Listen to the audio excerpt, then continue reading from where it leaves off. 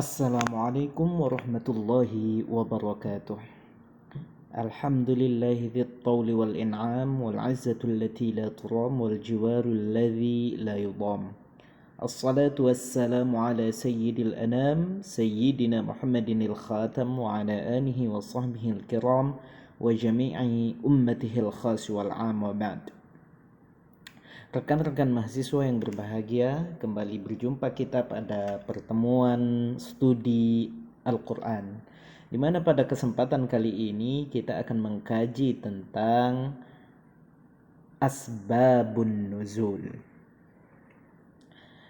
Kata-kata asbab atau sabab memiliki banyak arti, di antaranya dapat berarti sebab, alasan, motif, atau latar belakang.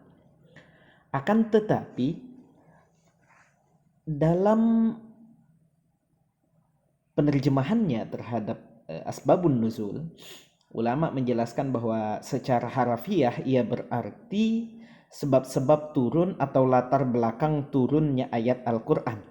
Akan tetapi dalam penerapannya yang dimaksud dengan asbabun nuzul adalah peristiwa-peristiwa yang terjadi pada masa turunnya ayat,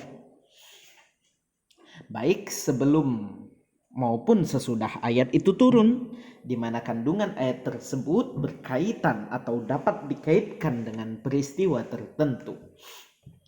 Artinya, sababun nuzul tidak diartikan dalam arti sebab akibat.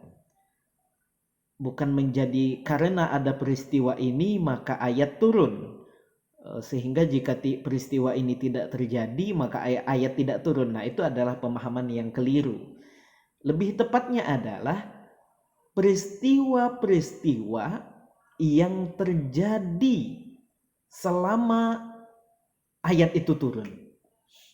Contohnya begini, kalau Anda sedang memasak nasi di dapur.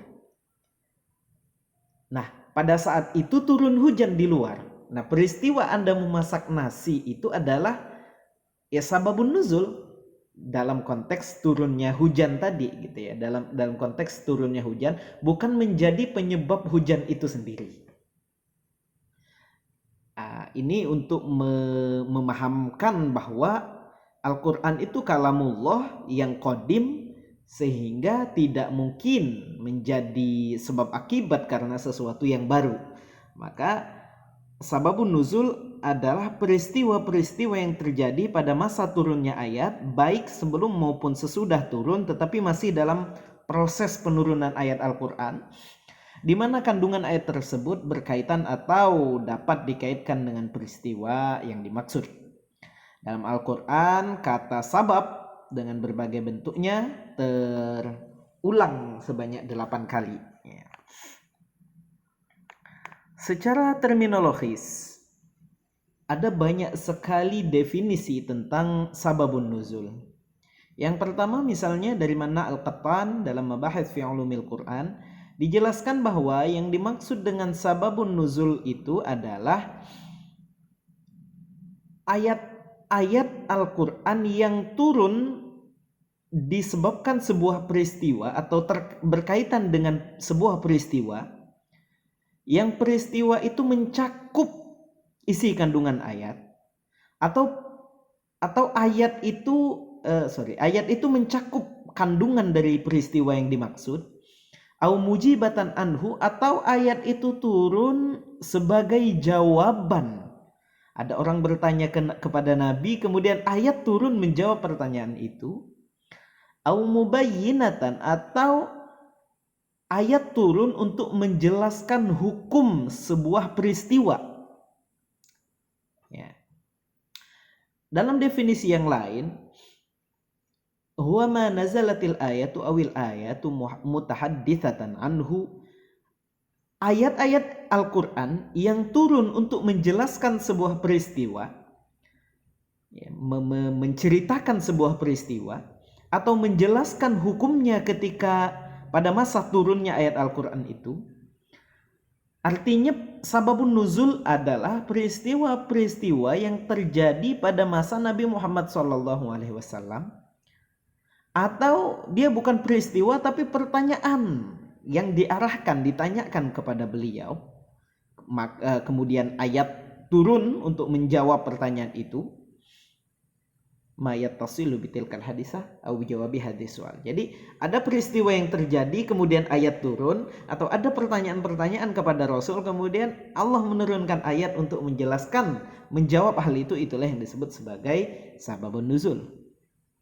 Definisi yang lainnya yang lumayan panjang ini dari Imam Az-Zarkashi ya dalam Manahilul Arifan fi Ulumil Quran. Sababun nuzuli huwa ma nazalatil ayatu awil ayatu mu'tahadditsatan anhu an au mubayyinatan li hukmihi ayyama wuqu'ihi. Sama ya dengan yang atas, peristiwa-peristiwa yang ayat yang turun mengenai sebuah peristiwa tertentu atau untuk menjawab persoalan-persoalan yang disampaikan kepada Nabi Shallallahu alaihi wasallam. Beliau menambahkan lebih jauh, sawaun akanat tilkal hadithah, sama saja peristiwa-peristiwa yang terjadi itu ya, bisa jadi peristiwa-peristiwa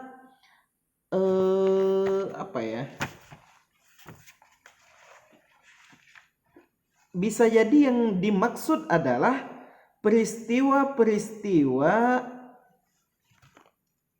yang khusumatan dabat, adalah peristiwa-peristiwa perselisihan ya. Sama saja apakah peristiwa yang terjadi itu adalah perselisihan yang sangat besar atau sebuah kesalahan yang juga sangat fatal ya. Khata'un amkanatil kal haditsatu khata'an fahishan il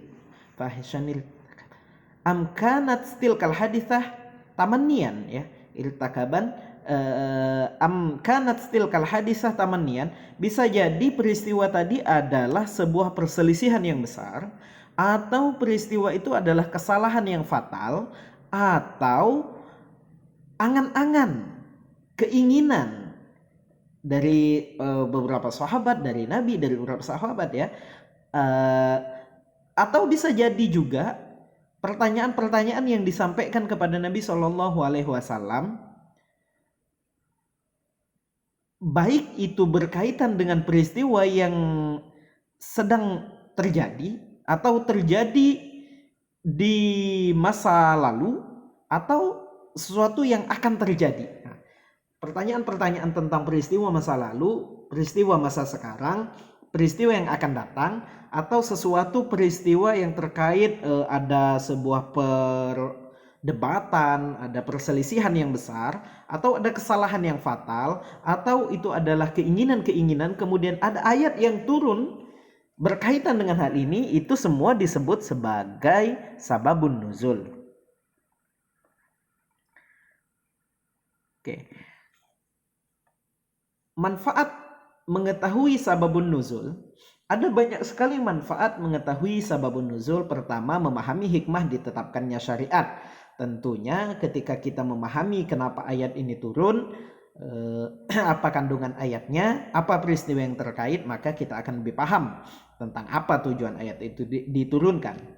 Kedua, dan ini yang paling penting, menjaga dari kesalahan dalam penafsiran, karena memang para ulama, khususnya ulama ulumul Quran, mengatakan, misalnya ada yang mengatakan la yumkinu ma'rifata tafsiril ayati dunal wuqufi ala qissatiha wa bayani nuzuliha. Ini pendapat dari Imam Al-Wahidi, penulis kitab Sababun Nuzul, bahwa tidak mungkin seorang itu memahami ayat Al-Quran, tafsir ayat Al-Quran, kecuali ia paham kisah turunnya, bagaimana ayat ini diturunkan dan bagaimana penjelasannya.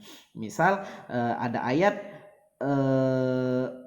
tentang menghadap ke kiblat ya, fa innama tuwallu wujuhakum fatamma wajhullah, kemana saja arah kita menghadapkan muka, maka di situ kita arah kiblatnya gitu ya.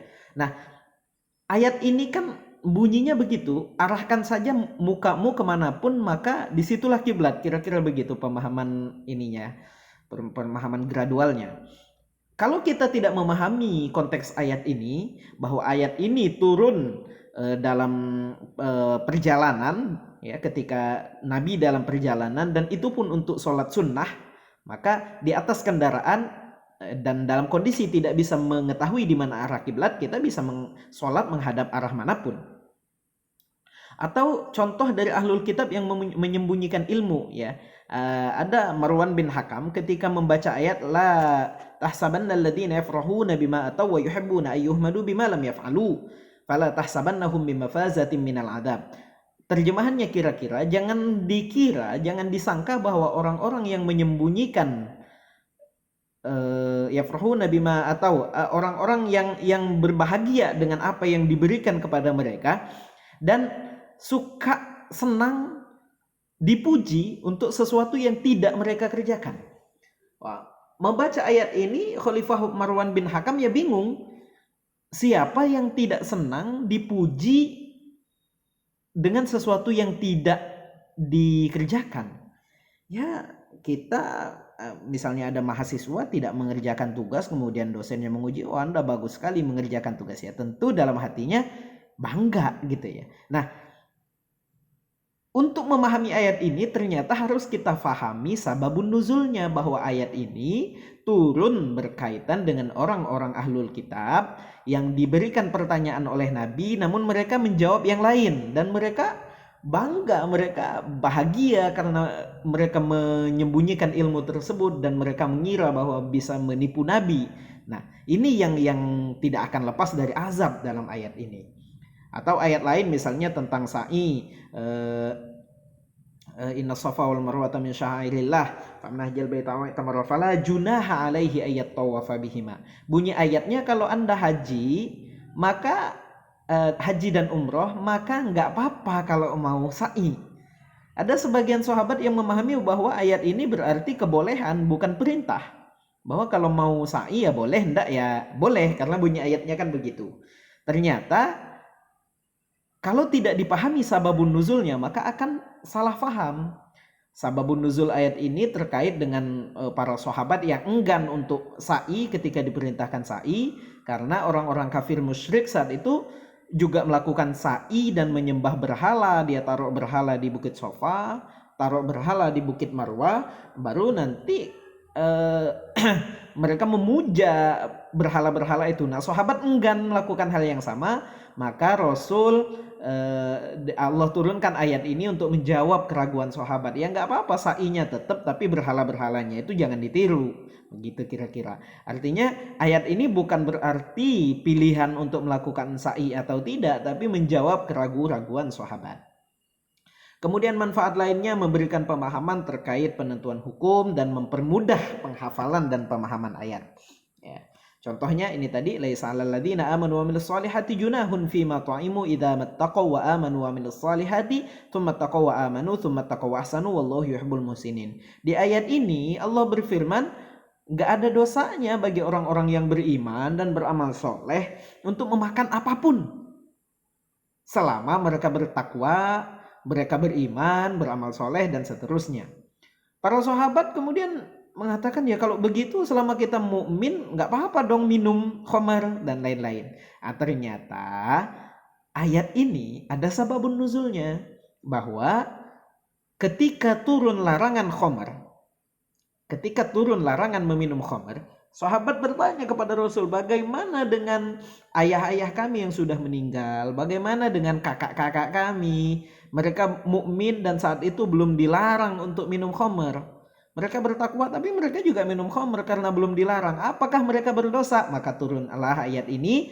Oh, bagi mereka tidak ada dosa. Sementara bagi kita setelah turun ayat larangan maka nggak boleh lagi. Nah, ini salah satu contoh pentingnya kita memahami sababun nuzul.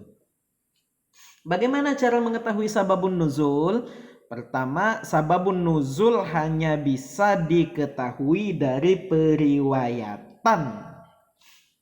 Ya, artinya sababun nuzul ini bukan ilmu pemikiran, bukan logika, ya. Bukan kira-kira ayat ini harusnya turunnya begini dan begitu. Enggak, tapi harus ada riwayat yang jelas, riwayat dari para sahabat tentang bagaimana ayat itu turun. Atau riwayat sahabat tapi tidak langsung dari Nabi, tapi mendapatkan riwayat itu dari sahabat yang lain juga masih diterima. Sementara periwayatan tabi'in untuk sababun nuzul itu tidak diterima, kecuali, ini sangat sedikit, kecuali jika mereka dapat diyakini mendapat riwayat tersebut dari sahabat dan yang meriwayatkan adalah para tabi'in yang ahli tafsir seperti Mujahid, Ikrimah dan lain-lain. Kemudian kalau kita tinjau sababun nuzul dari segi bentuknya, ada dua bentuk, yaitu bisa berbentuk peristiwa, bisa juga berbentuk pertanyaan. Sementara dari segi jumlahnya, ada satu peristiwa atau satu pertanyaan kemudian turun satu jawaban, satu ayat. Kadangkala, dan itu yang paling banyak ya tadi ya, kadangkala ada sebabnya satu tapi ayat yang turun banyak, atau sebaliknya ada banyak riwayat tentang sebab turunnya suatu ayat. Dari segi bentuknya, misal tadi perselisihan atau pertengkaran ya, kaum suku Aus dan Khazraj itu memang sejak sebelum Islam masuk mereka suka bertengkar. Kemudian ketika Islam masuk, umat-umat Yahudi masih suka mengadu domba sehingga turun ayat ya ayyuhalladzina amanu in tuti'u fariqam minal ladzina utul kitaba yaruddukum ba'da imanikum kafirin.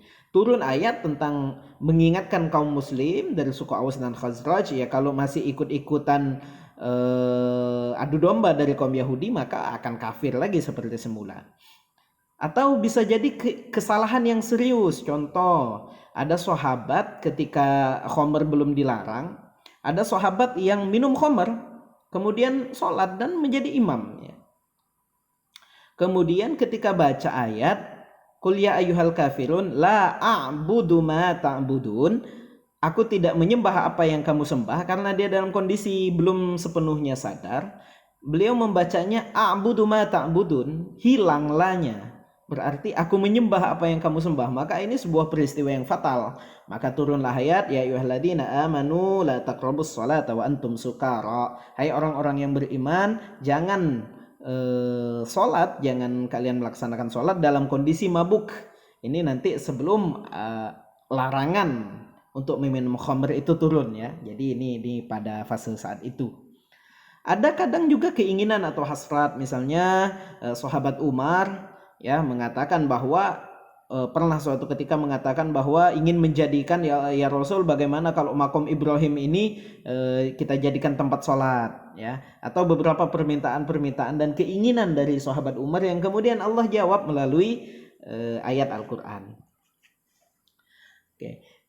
Sebab turun dalam bentuk pertanyaan, pertanyaannya bisa seputar pertanyaan masa lalu tentang Ashabul Kahfi, berapa jumlahnya, tentang Zulkarnain ya, atau pertanyaan-pertanyaan peristiwa yang sedang terjadi. Misal ketika Nabi berjalan berjumpa dengan orang-orang Quraisy, mereka bertanya, "Wahai Muhammad, apa itu roh?" Maka saat itu juga Nabi memandang ke langit, kemudian dan sahabat yang saat itu melihat adalah Abdullah ibnu Mas'ud, dan beliau paham bahwa ayat wahyu sedang turun. Nah, artinya kemudian turun jawaban wa yasaluna akan ruh qul ruhu min amri rabbi wa ma utitu minal ilmi illa qalila. Kemudian pertanyaan masa yang akan datang, misalnya kaum Quraisy bertanya kapan kiamat akan terjadi. Itu dalam Quran surah An-Nazi'at ayat 42 sampai 44. Wa yas'alunaka 'anis sa'ah ayyana mursaha. Nah, pertanyaan-pertanyaan ini menjadi sababun nuzul bagi ayat-ayat tersebut. Kalau kita tinjau dari segi banyak atau sedikitnya, maka ada sebab turun lebih dari satu, tapi inti persoalan dalam ayat hanya satu. Ada beberapa peristiwa, beberapa pertanyaan, tapi ayat yang turun hanya satu untuk menjawab semua pertanyaan tersebut. Nah, untuk menghadapi hal ini, ada kalanya salah satu riwayat yang sahih, sementara riwayat lainnya tidak sahih. Contoh misal ketika Nabi tentang sababun nuzul surah Ad-Duha. Ketika Nabi dalam kondisi sakit sehingga tidak bisa melaksanakan sholat tahajud, maka ada seorang wanita bertanya kepada Nabi, ya Muhammad, wahai Muhammad, apakah setanmu telah meninggalkanmu? Maka turun ayat sebagai jawaban, wadduha walaili idza saja ma wadda'aka rabbuka wa ma qala. Tuhanmu tidak meninggalkanmu wahai Muhammad, kira-kira begitu. Tapi ada riwayat lain bahwa suatu ketika wahyu lama tidak turun, Jibril tidak mau datang ke rumah. Ternyata permasalahannya adalah di bawah tempat tidur Nabi itu ada anak anjing yang mati. Karena panasnya kota Mekah saat itu, maka baunya itu tidak menyebar, kering. Ya, nah karena ada itu Jibril selama beberapa waktu tidak mau masuk, dan ini sebuah kisah yang populer ya. Nah, baru setelah anjing itu dibuang, baru Jibril datang dan turunlah wadduha walaili idza saja. Nah, riwayat yang pertama lebih kuat daripada riwayat yang kedua. Riwayat yang kedua ini populer tapi menjadi janggal ketika dikaitkan dengan penurunan surah Ad-Duha. Nah, riwayat yang pertama inilah yang dipilih oleh para ulama. Kemudian ada kalanya kedua riwayat itu sama-sama sahih, namun salah satunya memiliki penguat. Contoh kasus yang tadi, ketika Nabi berjalan dengan Abdullah bin Mas'ud, ada yang bertanya tentang ruh. Dan Ibnu Mas'ud menjelaskan bahwa Nabi menengadahkan kepalanya, kemudian setelah itu menjawab. Kemudian ada riwayat lain yang juga sahih dari Abdullah ibnu Abbas bahwa ayat ini turun berkaitan dengan pertanyaan Quraisy tentang ruh yang tentang ruh yang pertanyaan itu mereka dapati dari kaum Yahudi. Nah, riwayat ini sama-sama kuat, namun riwayat dari Abdullah ibnu Mas'ud memiliki penguat karena beliau menjelaskan kondisi langsungnya. Kondisi bagaimana Nabi menerima wahyunya, maka itu mendapatkan murajjih, namanya penguat. Ada kalanya keduanya sahih namun tidak memiliki murajjih dan keduanya dapat dikompromikan. Contoh, kasus Hilal ibnu Umayyah menuduh istrinya berbuat zina. Maka kalau ada orang menuduh berbuat zina, maka harus menghadirkan 4 saksi. Nah, karena yang dituduh adalah istrinya sendiri dan Hilal ibnu Umayyah ini tidak bisa menghadirkan saksi, maka turun ayat walladzina yarmuna azwajahum walam yakul lahum syuhada'u illa anfusihim fasyahadatu ahadihim arba'u syahadatin billah. Bahwa kalau ada suami menuduh istrinya berzina, tidak bisa menghadirkan saksi, maka dia harus bersumpah 4 kali demi Allah bahwa istrinya berzina, dan yang kelima dia melaknat kalau dia bohong dalam tuduhannya. Tak lama dari ayat ini turun, ada juga sahabat Uwair ibn Nasir yang mengadukan hal yang mirip dengan Nabi. Maka Nabi menjawab, sesungguhnya terkait peristiwamu, terkait permasalahanmu telah turun ayat begini dan begitu. Kemudian ada kalanya keduanya sahih, tidak memiliki rojih dan tidak bisa dikompromikan ya. Ya kalau kasus-kasus yang seperti ini ya sudah, kita tawakuf ya. Artinya bisa jadi ayat itu memang turun berkali-kali, tidak hanya sekali. Kadang juga ada ayat yang inti yang terkandung dalam ayat lebih dari satu, namun sebabnya satu, atau turun ayatnya banyak tapi peristiwanya satu. Contoh ketika Ummu Salamah bertanya kepada Nabi, mengeluh, kok ayat Al-Quran yang turun tentang yang hijrah ini laki-laki semua, mana yang perempuannya kok tidak turun? Maka turun ayat Ali Imran ayat 195 bahwa la udhi'u amala amilin minkum min dzakarin au unta, maka tidak akan sia-sia pahala baik laki-laki maupun perempuan. Bahkan di Al-Ahzab ayat 35 turun innal muslimina wal muslimat wal mu'minina wal mu'minat wal qanitina wal qanitat dan seterusnya, yang semuanya menjelaskan mukmin laki-laki, mukmin perempuan, yang taat laki-laki, taat perempuan dan seterusnya. Oke. Kemudian ungkapan redaksi asbabun nuzul.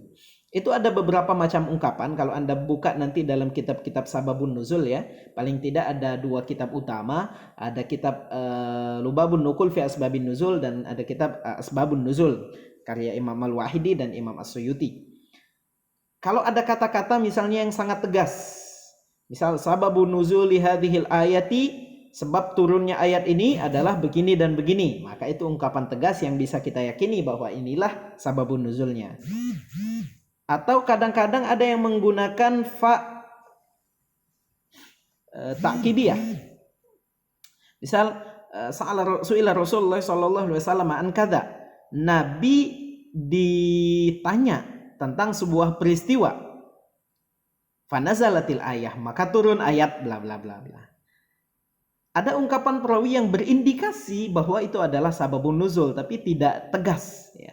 Misal ungkapan Ibnu Mas'ud, kuntu amshi ma'an Nabi sallallahu alaihi wasallam dan kemudian Nabi bahwa sahabat Ibnu Mas'ud ini berjalan bersama dengan Nabi, kemudian datang seorang yang bertanya tadi, orang Yahudi tadi, kemudian Nabi menengadahkan kepalanya ke atas, fa'araftu annahu, maka saya tahu bahwa ketika itu ayat sedang turun. Nah, ini ada indikasi bahwa ayat itu turun mengenai peristiwa yang terjadi, tapi tidak pakai kata-kata fanazalat, tidak pakai kata-kata sababun nuzuli hadhil ayah.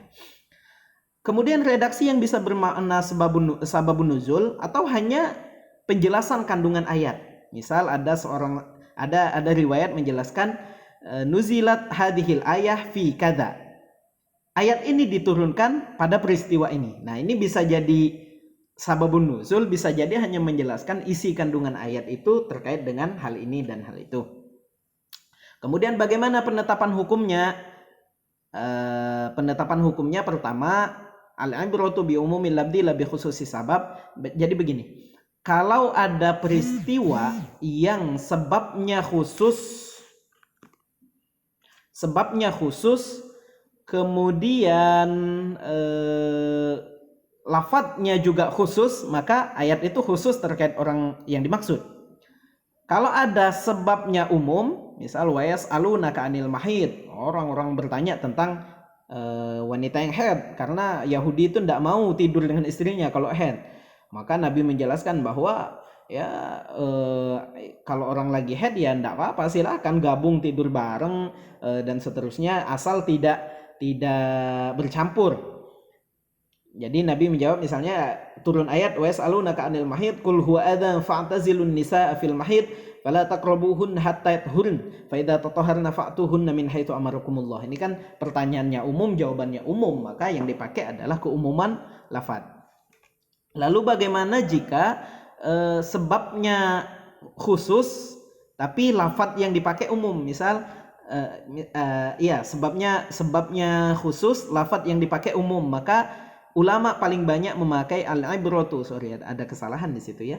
Al-ibratu bi umumil lafzi la bi khususis sabab. Pengambilan hukumnya itu berdasarkan keumuman lafaz, tidak berdasarkan khususnya sebab. Tapi memang ada sebagian kecil ulama yang memakai teori yang kedua, al-ibratu bi khususis sababi la bi umumil lafzi. Ya. Nah, kalau seorang ulama itu memakai al-ibratu bi umumil lafzi la bi khususis sabab, maka ketika ada peristiwa, misal ayat di bawah ini tentang hukuman bagi orang-orang yang merampok, ya ini dihukum dipotong tangannya secara silang. Nah, ketika ada kasus yang sama, maka sudah ayat ini berlaku umum, tidak terkait dengan di mana tempatnya, tidak terkait dengan siapa pelakunya. Pokoknya ada peristiwa perampokan, hukumannya begitu. Nah, bagi yang memahami al-ibratu bi khususis sabab, ayat ini terkait dengan sebab-sebab tertentu, yakni segolongan orang yang meminta dikirimkan kasusnya meminta dikirimkan bantuan, ya, dikirimkan dai juga, kemudian mereka bunuh. Nah, untuk menerapkan hukumnya maka perlu dilakukan dengan qiyas, sebagaimana dipahami dalam kajian-kajian fikih. Saya kira itu yang dapat kita diskusikan sebagai pengantar. Selanjutnya kita lebih luas lagi dalam sesi tanya jawab. Wallahul muwaffiq ila aqwamit thoriq. Wassalamualaikum warahmatullahi wabarakatuh.